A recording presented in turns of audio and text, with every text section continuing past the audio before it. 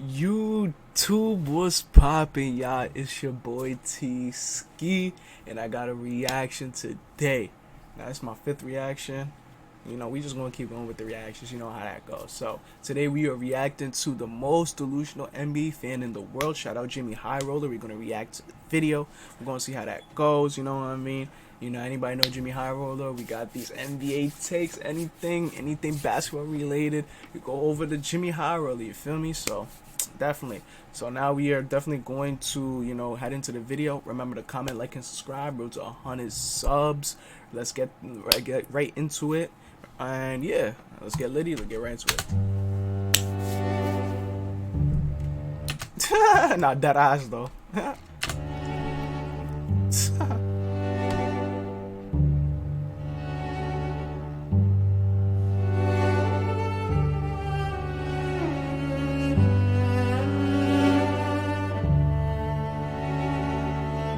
Yo, what?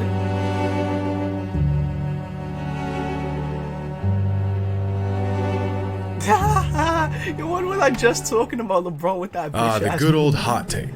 The necessary evil of the sports world.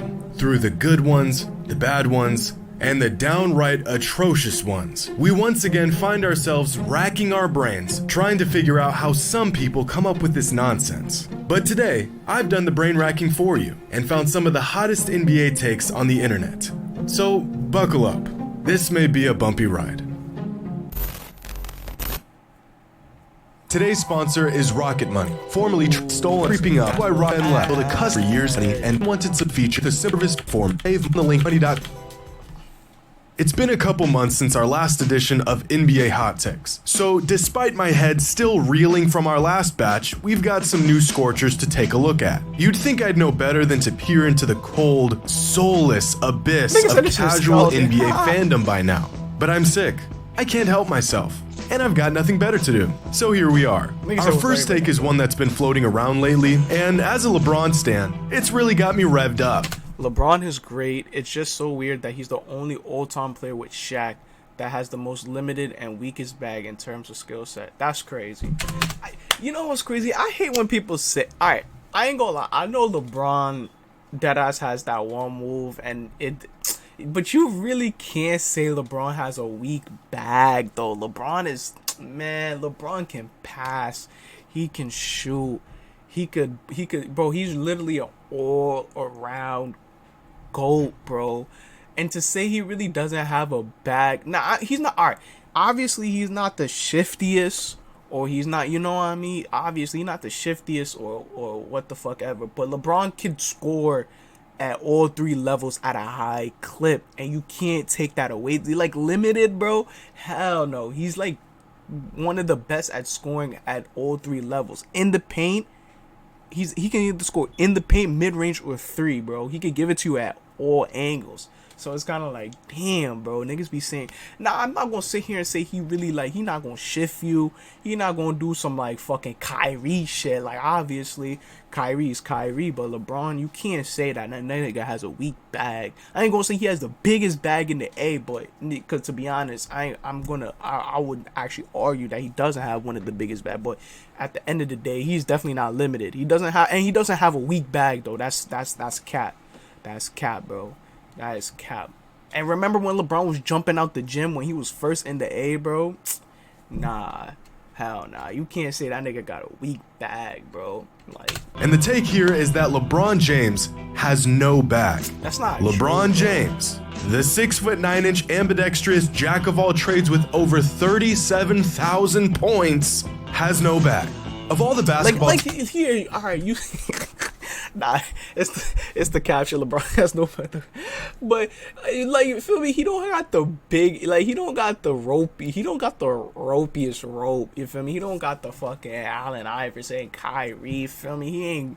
He ain't really like shifty, like, you know what I mean? But like, bro, that don't mean nothing though. Look at Giannis. Giannis don't got the rope, but look, bro, you gonna sit here and say Giannis don't really got a bag though?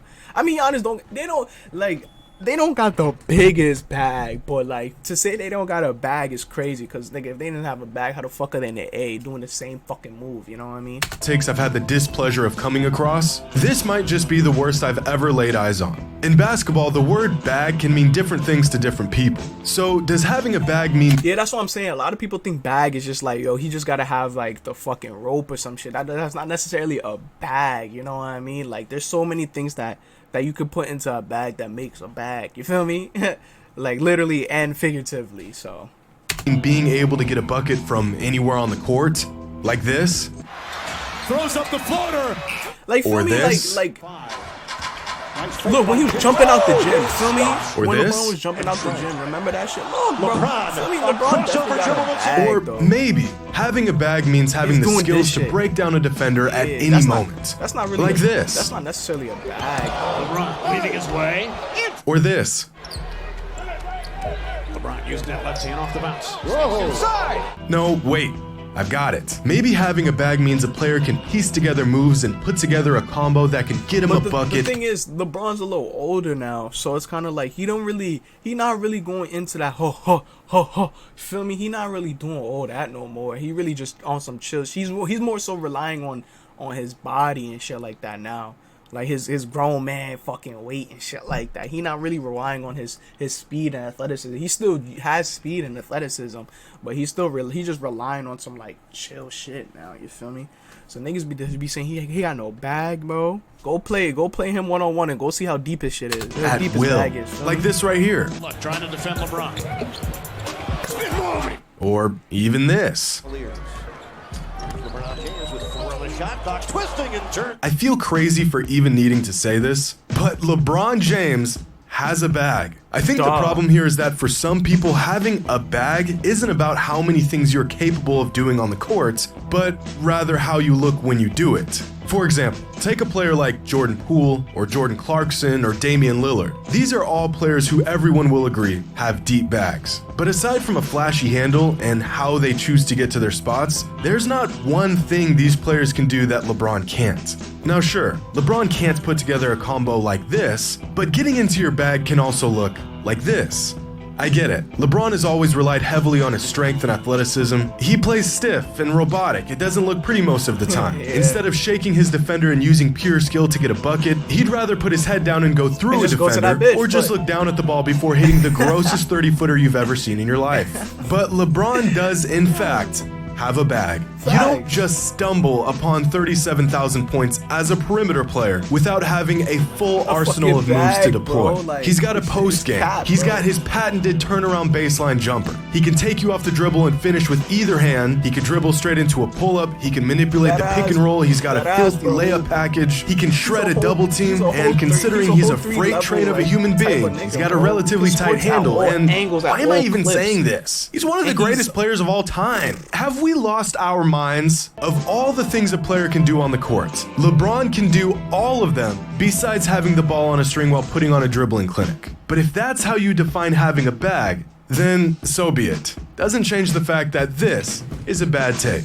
Now this next take isn't from one fan, but from multiple fans. And the more you look into it, the worse it gets. This fan asked the question, if you had to 1v1 against a NBA player to save your family, who would it be? Now listen up, guys. You never know if this is gonna happen. So the first thing you want to do in this situation is visit your loved ones. Tell them how much they mean to you.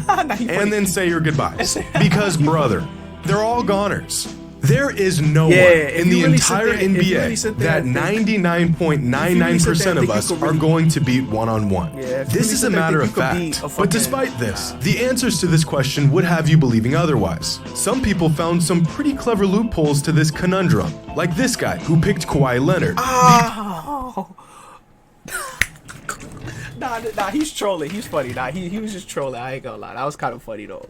Because he wouldn't show up due to load management. And this is true. This guy picked Kyrie Irving, but he has to get vaccinated to participate. This fan said Anthony Davis because he'd get injured 2 minutes into the game. But I hate to break it to you, Anthony Davis would still skunk all of us on a torn ACL. Now here's a fan with some sense. He says, no matter who I pick, there's absolutely no shot I'm winning. But if I had to choose a player where I have the best statistical chance of winning, I'm gonna have to go with LeBron. You know what? Stop. Let's see some real answers. Like this fan, who says he could beat Draymond Green one-on-one. And to that, I say, No, you're not beating a 6'7" 240-pound future Hall of Famer. The man scored 32 points and hit 6 threes in Game 7 of the finals. Draymond is going to take your lunch and watch as you wave your family goodbye. This guy says, "Give me Grant Williams," and apparently he's gonna lock him down. No, you're not. Grant Williams is 6'6", 240 with a strap. He's scoring 15 straight on you in street clothes. Now, the most popular answer was pretty much any historically short player. Isaiah Thomas, Nate Robinson, Muggsy Bogues, JJ Barea. And again, no. Do y'all realize just how quick and athletic these guys were in their primes? They're going around you, over you. Screw it. They're going under you, and you're not stopping them. You're also not gonna post them up. These guys are built like tree trunks. They're dense. You're not moving them in the post. Try it, and they'll strip you before you even know what happened. Another answer that was really popular was, unironically, Ben Simmons because he can't shoot. He would just back you down all game, too. Guys, Ben Simmons is 6'10" with a 40-inch vert. He doesn't need to shoot. He's going through your chest and packing it every single time. Kendrick Perkins? Stop. He was 6'10", 270, and the last time we saw him play normal people was in high school where he averaged 27, 16, and 8 a game. Damn. It's not happening. No. Nope. No. Not a shot. Nope. Nope. Stop it. No. There's really only one correct answer to this question, and it's this one. Now, this next take comes from a fan who says the Luka Bird / LeBron comparison makes no sense. Luka's game and playstyle is far more similar to James Harden's. High usage rate, a lot of dribbling, step back threes, etc. That's actually not a terrible take. Not terrible, though. Comparing him to, like, that's not a bad we need to stop comparing Luka Doncic to guys like Larry Bird and LeBron James, and that he's far more similar to James Harden. Now, this is a really good take, because as much as people were hesitant to make the comparison a couple seasons ago, Luka's game has become eerily similar to Harden the more time that passes. Their unorthodox ball handling that looks herky-jerky but catches defenders off guard every single time, the way they can dissect the defense from the inside out with their elite playmaking, the way they use their larger frames to pin defenders in weird positions and exploit mismatch opportunities, the way they lull the defense to sleep with 102 dribbles before initiating the offense, but have mastered when to attack and when to set up for teammates. Their change of speed and direction when they're getting to their spots makes them impossible to guard since you literally have no idea what they're going to do next. And of course, the completely unguardable step-back threes. Luka's game is strikingly similar to peak James Harden's. In fact, if we take a look at Luka's numbers, play style, and effectiveness over the last 4 seasons and compare them to James Harden from 2016 to 2019, you'll see that across the board, Luka has virtually become James Harden 2.0. From their usage, to their volume scoring, to how often they pass the ball and where they pass it, even down to the effectiveness of their play style. The only difference between peak Harden and current Luka is where they choose to operate. Harden scored most of his points either right at the rim, from the three-point line, or the free throw line, whereas Luka has a higher tendency to get right into the middle of the defense and operate from the mid-range. So if Luka is just the latest iteration of peak Harden, then why are we so infatuated with him and his playstyle just a few seasons after crucifying Harden for an extremely similar playstyle? Well, because of this. In the playoffs, Luka's numbers go through the roof, but Harden's numbers and effectiveness take a dip in the playoffs. The fact that Harden relied so heavily on free throws and three-pointers to generate his points meant teams had an easier time slowing him down over the course of a 7-game series. If you can manage to mitigate his long ball and prevent falling for his foul baiting, you can drastically alter his impact on a game-to-game basis. But because Luka operates on all 3 levels, the post, mid-range, and outside, his game is a lot harder to predict and reduce. Luka also embraces the challenge of the postseason. I'll tell you what, that man does not shy away from a big moment. Despite Luka's insane usage, the fact that he gets even better in the playoffs is the main distinguishing factor that grants him love and admiration from the same fans that would scoff at James Harden's antics the moments he would fall apart in a playoff series. So if we're going to compare Luka to someone, I agree with this take. Peak James Harden is the closest thing that we see in Luka today. This is a really good take. Now, our last take is gonna sound like a scorcher at first, But just stick with me here. This fan says that Michael Jordan is the only guard in NBA history he's taking over Steph Curry.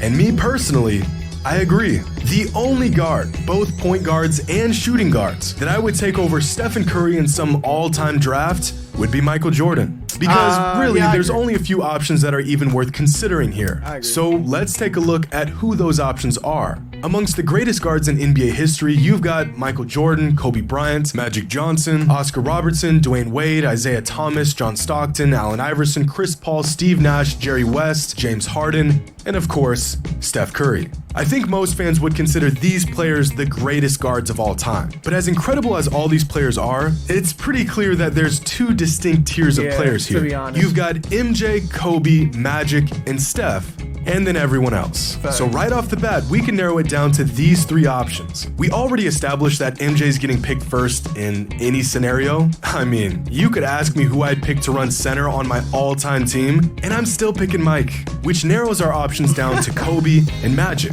Now, I have Kobe ahead of Steph all time, and I think he was a better all-around player. But in terms of just picking a player, I can get one guy. I need a player whose game can gel within any system, under any circumstance. As great as Kobe was, I think his game was more polarizing than Steph's is. His cutthroat mindset and larger-than-life ego made him a legend, but it also put his team into some tough spots on many occasions. Steph has never developed some of these bad tendencies, and it's made him one of the greatest teammates in NBA history. So that leaves us with Magic. Now I get that it's trendy to clown on Magic's skill set through the lens of 2022 and pick apart some of his deficiencies. It's really easy to say that a man didn't have a jump shot now that we've seen basketball evolve for the last 30 years. But Magic was, and still is, the point god. There's a reason why the man won 5 championships in 13 seasons. And just like Kobe, I have Magic above Steph all time, and I still think he's the greatest point guard to ever touch a basketball.